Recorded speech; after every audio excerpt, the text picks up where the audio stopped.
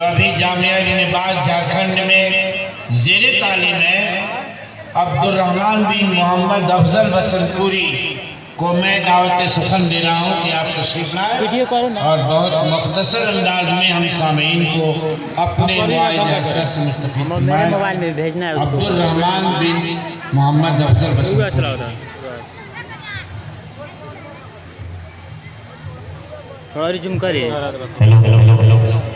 इधर उधर जो हजरात खड़े हैं, मैं आपसे बड़े अदब के साथ गुजारिश करूंगा कि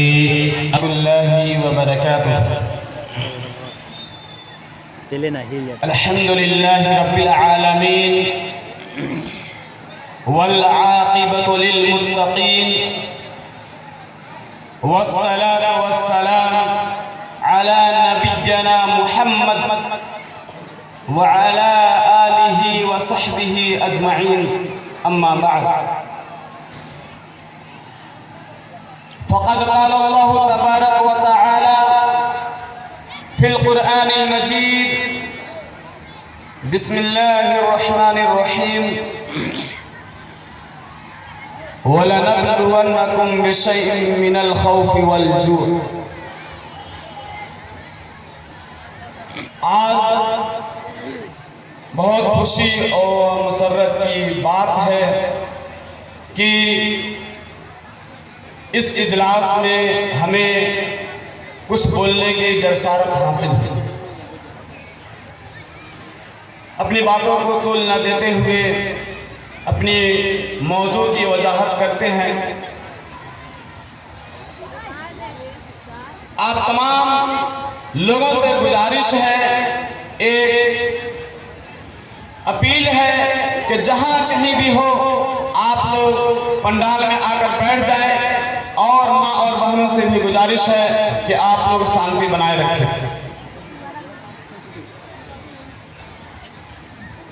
जब आप सल्लल्लाहु अलैहि वसल्लम की उम्र 1.5 महीने की हुई तो मक्के में बीमारियां फैली हुई थी, और आप लोगों को ये बता दें कि आप सल्लल्लाहु अलैहि वसल्लम मक्के में पैदा हुए 9 रबीउल अव्वल 22 या 23 अप्रैल 571। जब आप सल्लल्लाहु अलैहि वसल्लम की उम्र 1.5 महीने की हुई तो मक्के में बीमारियां फैली हुई थी, और मक्के में बीमारियां फैली हुई थी। उसके बाद जब बीमारियां फैली हुई तो उनकी मां सोची कि कहीं मेरे बेटे को भी ये बीमारी न पकड़ ले, या फिर आप यह यूं कह ले कि अरब का यह रिवाज ही था कि उनके घर में अगर कोई बच्चा पैदा होता तो अपने बच्चों को दूसरों के हवाला कर दिया करती थी, दाइयों के हवाला कर दिया करती थी। अर्रहीकुल मखतूम मौलाना सफीउर रहमान मुबारकपुरी ने लिखा है, किताब उठाइए और उसके मुताला कीजिए, पढ़िए, अपने बच्चों को पढ़वाइए और अपने बच्चे को मदारिस इस्लामिया में भेजिए। अगर वह पढ़ेगा मदारिस इस्लामिया में, तब जाकर वह अर्रहीकुल मखतूम मौलाना सफीउर रहमान मुबारकपुरी की लिखी हुई किताब को पढ़ सकता है, और इस तरह के वाक़यात को वो पढ़ सकता है, कुरान और हदीस के तालीम हासिल कर सकता है। उसमें लिखा है कि जब आप सल्लल्लाहु अलैहि वसल्लम की उम्र 1.5 महीने कोई मक्के में बीमारियां फैली हुई थी तो उनकी मां के दिल में ये फैली, ये मंडी कि अपने बच्चे को दूसरों के हवाले कर दिए। दूसरों के हवाले करने के लिए उनकी मां परेशान हो गई कि कहीं मेरे बच्चे को बीमारी न पकड़े। उसके बाद इधर दाइयों का टीम, दूध पिलाने वालियों का टीम इधर मजलिस बैठे हुए थी कि चले हम मक्के से कोई बच्चे को लेकर आते हैं, मक्के से कोई बच्चे लेकर आते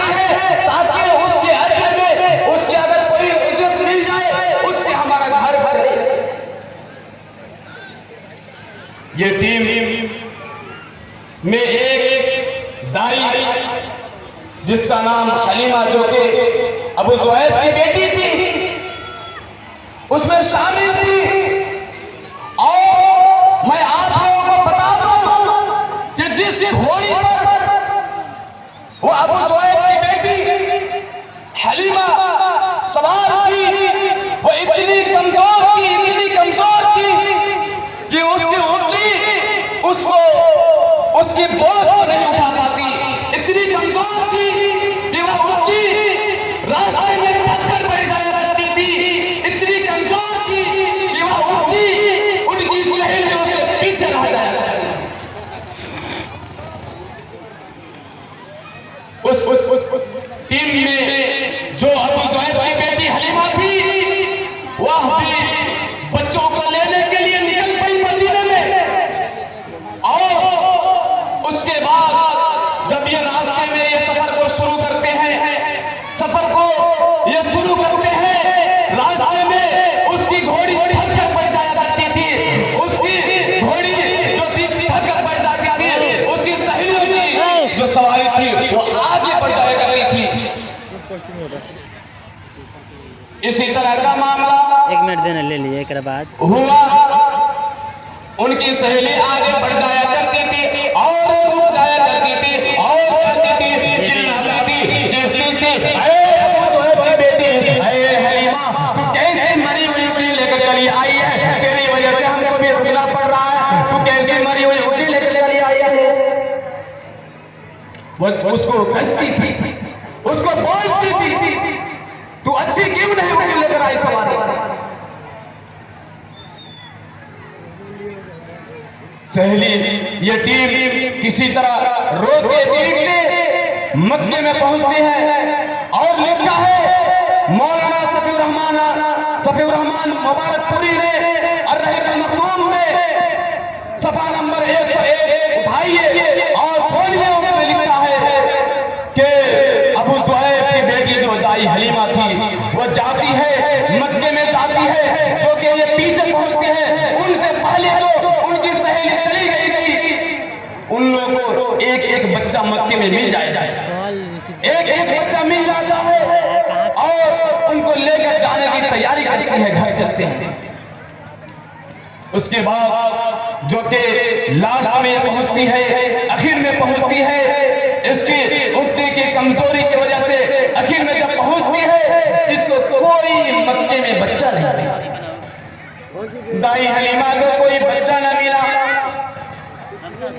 एक भी बच्चा न मिला। और उधर मोहम्मद इब्न अब्दुल्लाह, जो कि मैंने आप लोगों को सबसे पहले बताया कि 1.5 महीने की उम्र थी और मक्के में बीमारियां फैली हुई थी। उनकी माँ चाहती थी कि ये मेरे बच्चे को कोई दाई आए और लेकर जाए। और उधर वो मोहम्मद इब्न अब्दुल्लाह सल्लल्लाहु अलैहि वसल्लम बन जाते हैं और इधर दाई हलीमा बन जाती है। दाई हलीमा बन जाती है। तमाम के तमाम दाया मोहम्मद इब्न अब्दुल्लाह जो आगे चलकर मोहम्मद इब्न अब्दुल्लाह मोहम्मद रसूलुल्लाह बनने वाले हैं, उनको लेने के लिए कोई दाया तैयार नहीं होती है। और तमाम दाया उनके पास से गुजरती है, लेकिन कोई लेने के लिए तैयार नहीं होती है। आखिर मोहम्मद इब्न अब्दुल्लाह बन जाते हैं और इधर दाई हलीमा बन जाती है। वो कहती है अपने शौहर से इजाजत मांगती है, अरे मेरे चले हम इसी बच्चे को ले लेते हैं। अगर कोई बच्चा नहीं मिला, अल्लाह रब्बुल आलमीन कहीं इसी बच्चे में बरकत दे। हेलो, उनके शौहर इजाजत दे देते हैं। शौहर के इजाजत से मोहम्मद बिन अब्दुल्लाह जो आगे चलकर मोहम्मद रसूलुल्लाह बनने वाले हैं, उनको ले लेती है। उनका बयान है, दाई हलीमा का बयान है, वो कहती है कि मैंने जैसे ही उस 1.5 महीने के बच्चे को अपने गोद में ली, मेरे सीने में खुशी महसूस हुई। मैं जैसे ही उस 1.5 महीने के बच्चे को अपने सीने से लगाया, मेरे सीने में सुरूर पैदा हो गया। उस 1.5 महीने के बच्चे को लेकर वो सवार होती है और वह कहती है कि मैं, जैसे कि मैंने शुरू में बताया कि जिस ऊँटनी पर वह सवार थी, वो ऊँटनी इतनी कमजोर थी कि वह थक कर बैठ जाया करती थी। इतनी कमजोर थी निकालो अगर हाइट से। और वह कहती है कि मैं जैसे उस बच्चे को लेकर उस सवारी पर सवार हुई, वह सवारी इतनी रफ्तार से भागती है, इतनी तेज भागती है कि उनकी सहेली जो आगे बढ़ चुकी थी उनको भी पीछे कर दिया। अपनी सहेलियों की सवारी को पीछे कर और आगे भाग जाती है। आप अपने जुबान में कह सकते हैं ये चनपटिया स्टेशन से जो सत्याग्रह जितने फास्ट में जाती है, राजधानी जितने फास्ट में जाती है, उससे भी कई रफ्तार में वह उनकी सहेलियों की उल्टी से आगे वह दाई हलीमा की उल्टी भाग जाती है। इतनी रफ्तार से भागती है। किसी तरह ये लोग और उनकी सहेलियां थी, वह कहती है अबू जुहैब की बेटी, क्या तुमने कोई उल्टी बदली है, क्या तुमने कोई सवारी बदली है? पहले तो तुम्हारी सवारी भगकर बैठ जाया करती थी और अब तेरी सवारी जो है राजधानी एक्सप्रेस, तेरी सवारी जो है तेज रफ्तार से भाग रही है। क्या तूने कोई उल्टी बदली? वह चिल्लाती है, वह चीखती है नहीं नहीं ऐ मेरी सहेलियों, मैंने कोई सवारी नहीं बदली। हाँ, यह वही सवारी है जो रास्ते में बैठ जाया करती थी, भगकर बैठ जाती थी। ये इस बच्चे की बरकत की वजह से, मोहम्मद बिन अब्दुल्लाह के पैदाइश के बाद ये सब बरकतें ही बरकतें। आप पैदा हुए तो अंधेरा रोशन हो गया और उसके बाद जैसे कि मैंने बयान किया कि दाई हलीमा कि उतनी कितनी कमजोर थी, उनके अंदर ताकत महसूस हुई, उनके अंदर ताकत इतनी मिली कि इतने रफ्तार से भागी तो वह उनकी सहेलियों की सवारी को पीछे कर दी और उनके सीने में सुरूर पैदा हो गया। ये घर पहुंचती है और उनके पास बकरी थी, उनके पास बकरियां थी, वो उन बकरियों से इतनी दूध नहीं निकल पाती जितने से उनके बच्चे शेमा और उनका पेट भर पाता। बहुत कम दूध दिया गया। उसके बाद मोहम्मद इब्न अब्दुल्लाह को जैसे ही लेकर आती है अपने घर पर, उस दिन से उसके घर में कभी दूध की कमी नहीं हुई, दूध की कभी कमी नहीं हुई। मोहम्मद इब्न अब्दुल्लाह के पैदाइश के बाद, बिअसत के बाद ये बरकत, जिनके घर में दूध के लिए उनकी बेटी तरस रही थी, उनकी बेटी का पेट नहीं भर पाता। और होता है इसी तरह कि अगर पड़ोसी में है और उनका कारोबार सही तरीके से नहीं चल रहा है और दूसरे भाई का कारोबार अच्छे तरीके से चल रहा है तो वह जलन करते हैं। इसी तरीके से वहां पे भी ये मामला पेश हुआ। पड़ोसी ये सोचने पर मजबूर हो गए कि अरे अबू जुहैब की बेटी के यहाँ हलीमा के घर दूध की इतनी कमी हुआ करता था और एक ऐसा बच्चा लेकर आई है, या फिर यूं कह ले अपने बकरी को ये कहां चराती है, अपनी बकरी को ये किस घाट किस झाड़ी में ये चराती है कि इसकी बकरी इतनी दूध दे रही है कि इसके घर में कभी दूध की कमी नहीं हुई।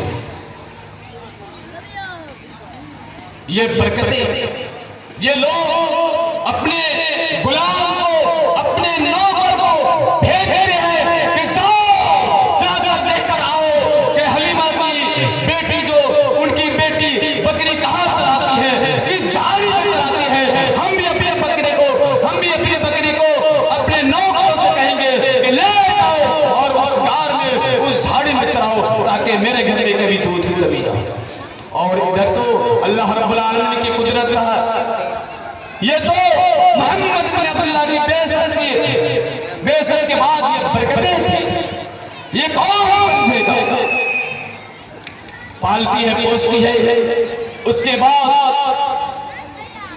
मोहम्मद बिन अब्दुल्लाह दाई हलीमा अबू जुहैब की बेटी के घर 4 साल गुजार रहे हैं।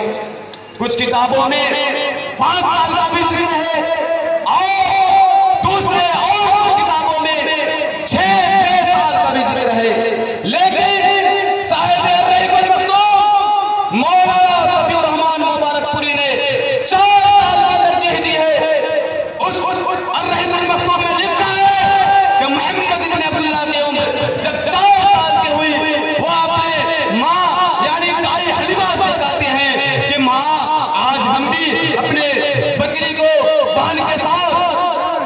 ले जाएंगे चराने के लिए। दिल कर रहा है, वह इसरार करने लगते हैं, माँ इजाजत दे देती है और वो जाते हैं गांव में, झाड़ी में जाते हैं बकरी चराने के लिए। तो जो आगे चलकर सैयदुल मुरसलीन बनने वाले हैं, जो आगे चलकर खातिमुन नबीय्यीन बनने वाले हैं, जो आगे चलकर सादिकुल अमीन है, वही वो कहते हैं कि बकरी चराने का दिल कर रहा है। और आज अगर किसी बच्चे को, अगर आज किसी घर में बच्चे को कह दिया जाए, हमें अगर कह दिया जाए बकरी चराना है, तो हम बहुत हकीर नजर से देखते हैं। अगर कोई बकरी चराता है उसमें भी सवाब है, अगर वो सवाब की नीयत से अगर वो बकरी चराने जा रहा है कि हाँ मोहम्मद इब्न अब्दुल्लाह यानी मोहम्मद रसूलुल्लाह सल्लल्लाहु अलैहि वसल्लम ने बकरी चराई, तो इससे क्या सबक मिलता है? हाजरीन इजलास, सामने बैठे दादा चाचा भाइयों और प्रधानशील औरतें, माँ और बहनें, ये सुनिए कि बकरी चराने में भी इन्नमल अमालु बिन्नियात, तमाम के तमाम दारो अमाल, तमाम के तमाम अमल का दारो अमल जो है नियतों पर है। अगर हमारी नियत सही है तो उसमें भी सवाब है। कह रहे थे कि बकरी चराने में भी सवाब है। मोहम्मद इब्न अब्दुल्लाह, अपनी बात को हम मुख्तसर करते हैं कि बकरी चराने के लिए चले जाते हैं, दो लोग आते हैं मोहम्मद इब्न अब्दुल्लाह के पास और उनके हाथ पकड़ते हैं और कहते हैं तुम्हारा नाम क्या है, बताओ अरे बच्चे बताओ तुम्हारा नाम क्या है। वो बेहतरीन आवाज में बेहतरीन तरीके से बताते हैं मेरा नाम मोहम्मद है। वो दो आदमी जो के फरिश्ते थे हाथ को पकड़ के लेकर चले जाते हैं और मोहम्मद बिन अब्दुल्लाह को एक फरिश्ता लटा देता है और दूसरे फरिश्ता जो चाकू लेकर छुरा लेकर खड़ा था उनसे कहता है लाओ मोहम्मद बिन अब्दुल्लाह जो आगे चलकर मोहम्मद रसूलुल्लाह बनने वाले हैं, उनके गर्दन पर, उनके सीने पर चला देते हैं एक फरिश्ते और उनके सीने को चाक कर देते हैं। मोहम्मद बिन अब्दुल्लाह को सीने को फाड़ देते हैं और उनसे दिल निकालते हैं, दिल को भी चाक कर देते हैं। दिल में लोट पड़ा था, उस लोटे को निकाल कर फेंक देते हैं।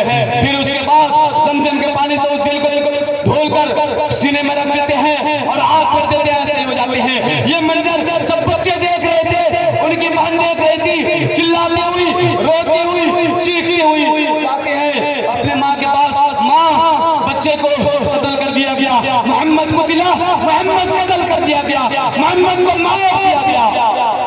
माँ घबरा जाती है, मैं दूसरे के बच्चे को लेकर आई हूँ, मैं क्या जवाब दूंगी। उसके बाद वो दौड़ती हुई आती है, देखती है कि मोहम्मद बिन अब्दुल्लाह आहिस्ता आहिस्ता टहल रहे हैं और देखती है, सीने से लगा लेती है। उसके बाद चूमती है उनके पिसानी को और कहती है बेटा, कभी इधर देखती है, सीने को फाड़ कर देखती है, कपड़े को हटा कर देखती है कि कहीं कहीं मेरे बच्चे को सीने को तो नहीं फाड़ दिया गया। उसके बाद देखती है सही है, मेरा बच्चा तो सही है। वो कहते हैं मेरा बच्चा मोहम्मद बिन अब्दुल्लाह तुम तो कुछ नहीं हुआ। वो कहते नहीं मैं सही हूँ। चलिए हम इस बात को छोड़कर आगे बढ़ते हैं। मोहम्मद बिन अब्दुल्लाह जब दाई हलीमा के बाद ये जो मंजर थे, उसके बाद उनके माँ के पास रख देती है, उनके माँ भी कहती है ठीक है।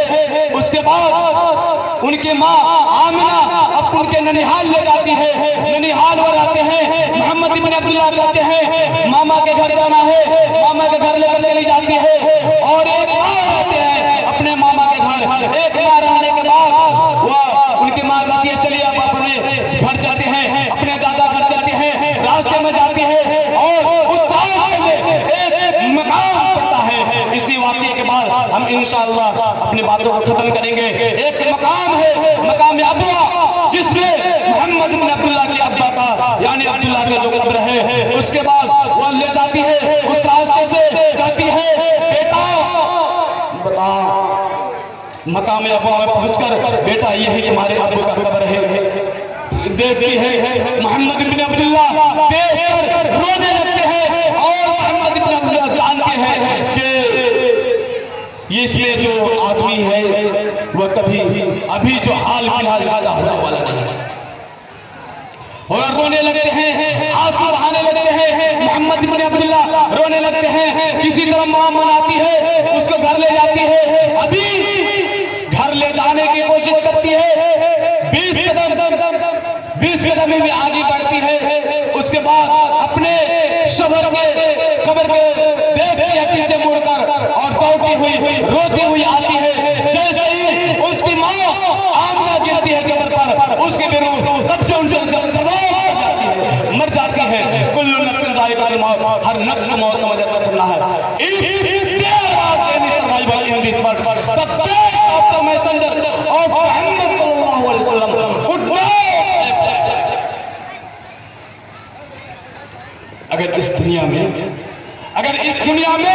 If there are any survival in this world, अगर इस दुनिया में कोई बका होता, अगर इस दुनिया में कोई जिंदा रहने के लिए आया होता, मोहम्मद बिन अब्दुल्ला इंतकाल नहीं करते थे।